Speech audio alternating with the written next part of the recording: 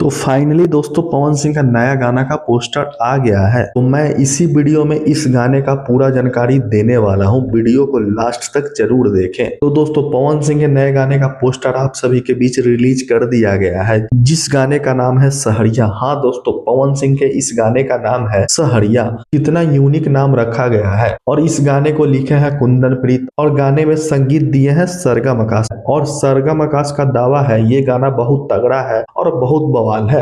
Hit होने से कोई नहीं रोक सकता है। और वैसे इस गाने को लिखे हैं कुंदन प्रीत। इनके लिखा हुआ गाना सुपर डुपर होता है। जैसे एक गाना लिखे थे पतरे कमरिया जिंदगी भर रही है राजा जी, ये गाना ब्लॉक बूस्टर हो गया, हर पार्टी फंक्शन में बजता है। और ये गाना मनोरंजन म्यूजिक के यूट्यूब चैनल पे आ रहा है। और इस गाने को गाए हैं पवन सिंह और शिवानी सिंह। और वीडियो में नजर आएंगे पवन सिंह और पारुल सिंह। और इस गाने को 1 तारीख को रिलीज किया जाएगा। तो दोस्तों अगर वीडियो पसंद आया हो तो लाइक शेयर जरूर करें। धन्यवाद।